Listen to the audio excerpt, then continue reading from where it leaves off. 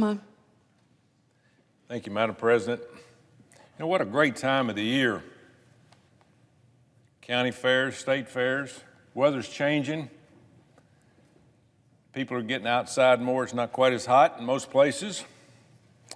Parents have smiles on their faces because their kids are going back to school. College is starting up. That's what I want to talk about today. Our college campuses are ramping up. There's a lot of good things going on with that. A lot of young people are, for the first time, going to college, going out for the first time in their life, making their own decisions, away from home for the first time, putting their budgets together,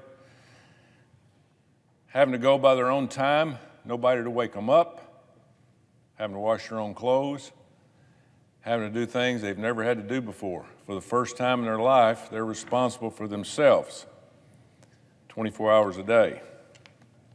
I did that for 40 years of coaching college football, coaching high school football. It was amazing how many young men and women that I work with that has made us better than everybody across the world in terms of education. We educated our young people from K through 12.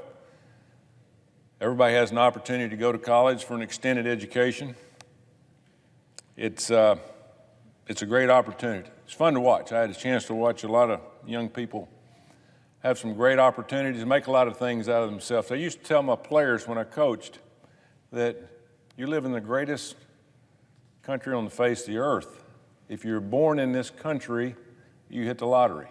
A lot of people don't understand that. You go to some of these other countries, you'll figure it out real quick. But the United States of America and this country really owes you nothing other than one thing. It owes you an opportunity to do what the heck you want to do or who you want to be. If you work hard, you might have a chance. A lot of times you're going to get knocked down. You know what this country does? It gives you a chance to get back on your feet and go again. It doesn't owe you one thing other than that. If you take advantage of it, you can achieve it. For many years, institutions of higher education were great examples of the great American experiment. There were places where free speech was not only allowed, but encouraged. And innovation and problem solving was required for success. And success created some of America's favorite pastimes. College sports, which becomes a piece of our national identity, started a couple of weeks ago. They have immense benefits for your young men and women that get involved in sports. But higher education became the envy of the world, as I said earlier. Our colleges and universities produced new research, technologies, and medicines and molded the talent and the talented minds to use these new developments that make our country a better place and make our country number one. But this trend, I hate to say, is changing. Activists have fundamentally shifted higher education to become a vehicle to further their political agenda. And now they're setting on forcing American taxpayers to pay for overpriced indoctrination and taking athletic opportunities away from those who have worked so very hard to train and compete. So let's start with the price tag associated with higher education. The cost of attending college has skyrocketed. But these institutions have done very little to ensure their value has increased along with the increase in price, increase in tuitions, and bloated school administrations continually drive budgets and tuitions up to the point where a lot of people can't afford to go to school anymore. President Biden recently decided to throw gasoline on this fire by attempting to use executive authority to, as he calls it, forgive student loan debt for millions of Americans. His plan will forgive up to $20,000 in student loan debt for Pell Grant recipients who make $125,000 a year or less, and $10,000 in student loan debt for all those under the same salary cap. Think about that. A college-educated person, their own actions. Hardworking taxpayers did not go to college, should not have to assume the debt of others because this administration decided to fulfill a campaign promise right before a midterm election.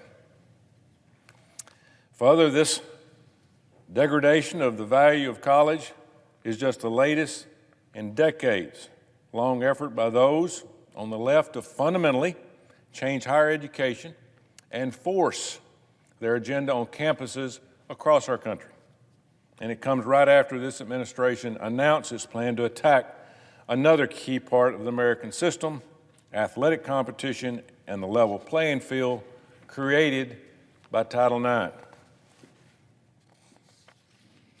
I began my career in coaching in high school a long time ago, but before that, Title IX was created in supporting women athletics. I started coaching a few years after Title IX was started, and I've seen from the very beginning what Title IX has done for women across this country, girls and athletes, and how it has made leaders of young girls and young women who would have never been afforded the opportunity had Title IX not passed. Title IX, to me, has been one of the best things that this federal government has ever done, bar none. It's given the opportunity of a level playing field for young girls to have that opportunity they would never have had.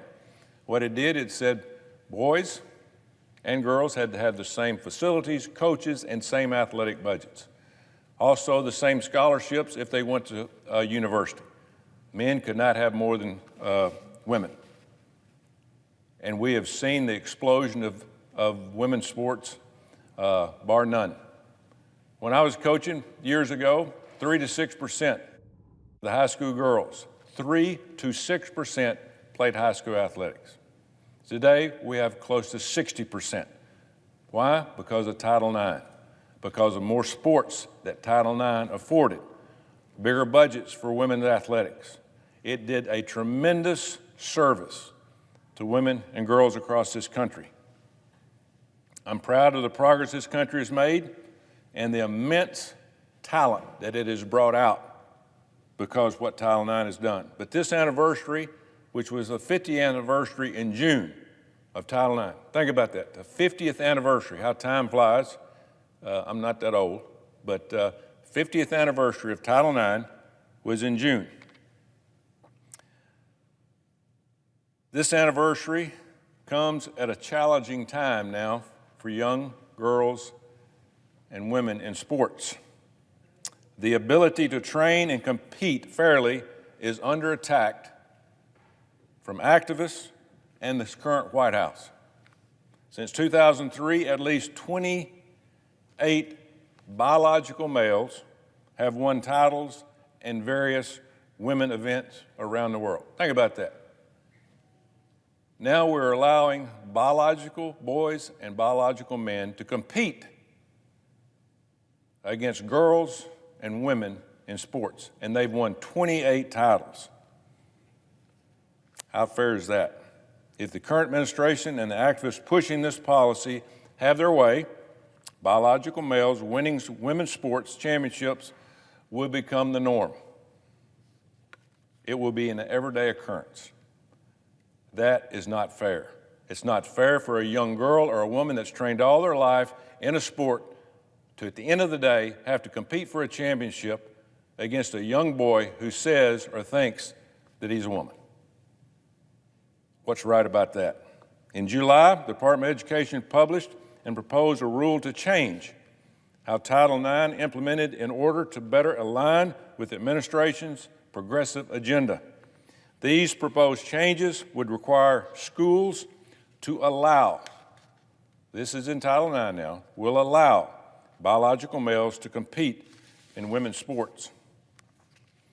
Last week, I submitted a public comment to Secretary Cardona that clearly and strongly condemns this new proposed rule, expanding the definition of sex to include gender identity, to identify whoever you want to identify, will cause lasting damage to the level playing field Title IX originally was created for, which was for women.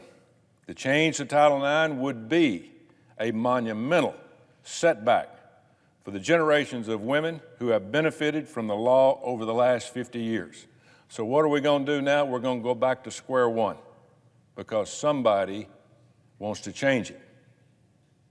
The department should not move forward with this proposal and not change the rule, but instead work with each other, play for a cause, take responsibility for their own actions, learn how to win, but more importantly, learn how to lose. Perhaps most importantly, they teach student athletes that free and fair competition allows the best team to win. That's why I am so strongly opposed to this administration's plans to devalue education and unlevel the playing field in the name of left-wing progress and indoctrination. These attacks on higher education and women's sports must stop. To best prepare America's young people to be the next generation of leaders our country needs, I am fighting back against these policies like demanding Title IX and haphazardly forgiving student debt. That encourages young adults to break the rules and ignore their responsibilities.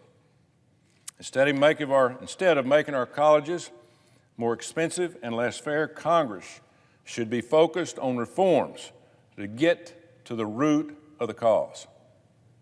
Universities should be encouraged to cut budgets, lower tuition rates. Students graduating high school should be steered toward career and financial decisions that make sense for them and that they can afford. Everybody doesn't need to go to college. Lastly, we must reject these ideologies and mobs on the left who don't believe in free speech in the classroom and on our college campuses. Our country cannot thrive without allowing young adults to freely and fairly learn, grow, develop, and create on and off the field. We must protect that fair playing field while encouraging college students to take responsibility for their own actions and financial decisions, something all of us here in Congress should learn to do as well.